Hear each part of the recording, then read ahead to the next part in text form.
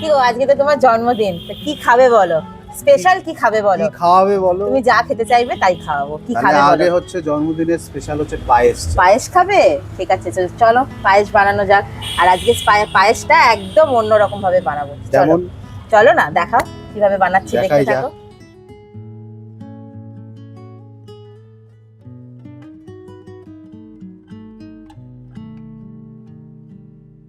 তাহলে আজকে পায়েসটা তাহলে কি দিয়ে বানাচ্ছো?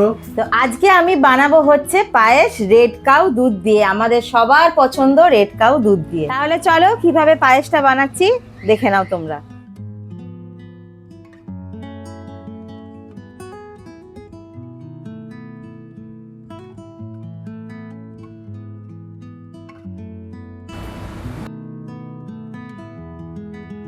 নাও, তোমার জন্মদিনের পায়েস কিন্তু একদম রেডি। খেয়ে কিন্তু বলবে কেমন হয়েছে।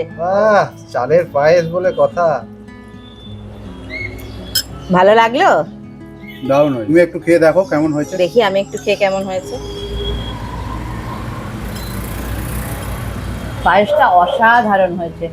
আর পায়েসের দেখতে পাচ্ছ এই যে ক্রিমি একটা টেক্সচার এসেছে, তার একমাত্র কারণ হলো রেড কাউ দুধের জন্য। মা অলওয়েজ বলে ভালো দুধ ছাড়া পায়েসে আসল স্বাদ আসে না।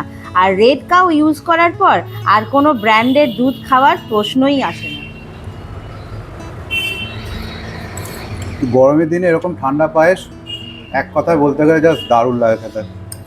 তার মধ্যে আজকে স্পেশাল জন্মদিন বলে কথা। এরকম পায়েস করার জন্য রেড কাউ দুধ হচ্ছে পারফেক্ট।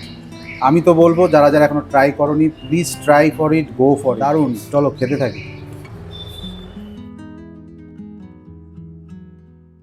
এর পেছনে যে ছোট্ট একটা সিক্রেট আছে সেটা হলো ভালো দুধ, আমার পছন্দের রেড কাউ পিওর মিল্ক।